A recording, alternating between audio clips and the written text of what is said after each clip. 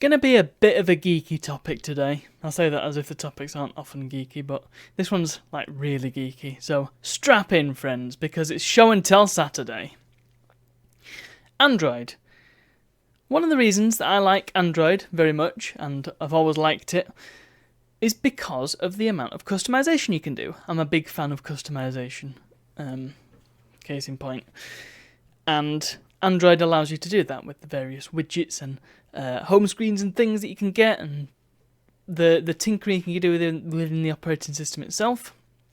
I always used to put custom operating systems on my phones when I could, just because they offered so many more options, and of course they didn't come with the bloatware apps, anything pre-installed or anything like that, so they were much lighter as well. But the key thing for me was always the ability to like change the colour of the system, or change some of the fonts, or change the battery icon even. I remember that was a big thing back in like 2011. So it's not quite as exciting as it once was, unfortunately, but there's still some options out there. Now, one of the things you can do to customise your Android phone is to download a third-party launcher. Essentially, it's your desktop. You know when you press home and you see your apps and you see your wallpaper and maybe a clock? That's your home screen, and that is powered by a launcher.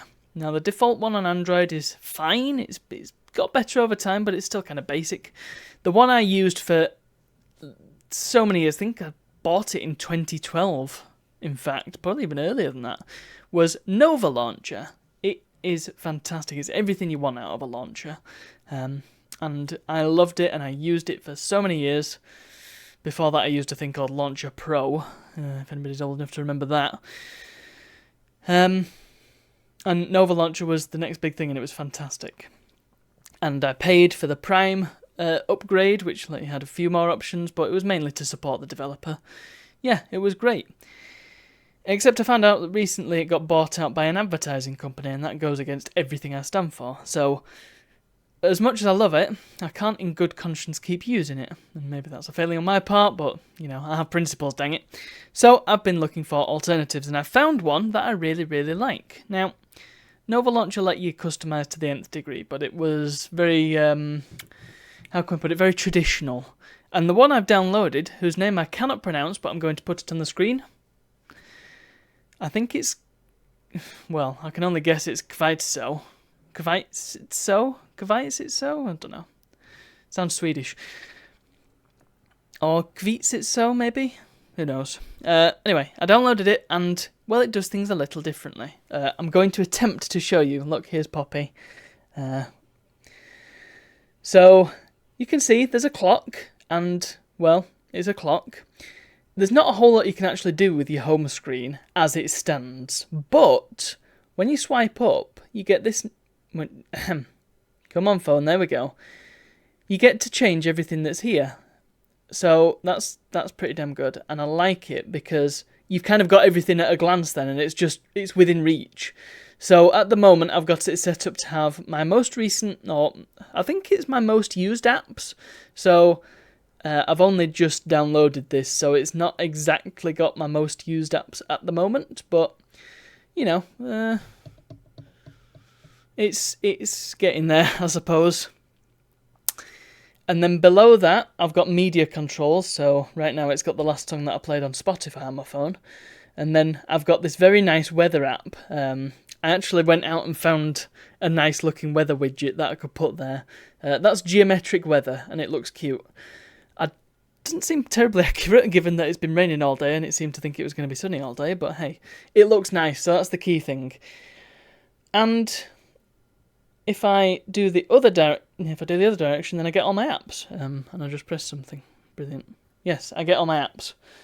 You'll notice that I've got a nice icon pack as well. So, not as many options, but I like the way it works. I just think it's nice to use, and I've been enjoying it. And it's strange. Things like this, even when it's free, I have the same thing when I go on The Sims, mod The Sims, and download some more custom content for The Sims 2. when you download something that you actually want, it's got that retail therapy feel to it. Like you've just got something new and you want to try it out and you want to give it your full attention. My phone feels fresh again because I've downloaded a new launcher. It's the first thing that greets me when I turn it on, and it makes a nice change to have something different. Plus it's free and open source, so hopefully that means it won't get bought by some advertising company. Anyway, I could probably talk about Android all day, the classic Android experience in 2011, but I should probably stop there. So let me know what some of your favourite Android apps are and widgets and things, and I will see you next time. Said that wrong, didn't I? What I meant is, I'll see you tomorrow. Can I do a clever thing and do like an Android shutting down? What's it look like? Maybe I can do it. I'll try it.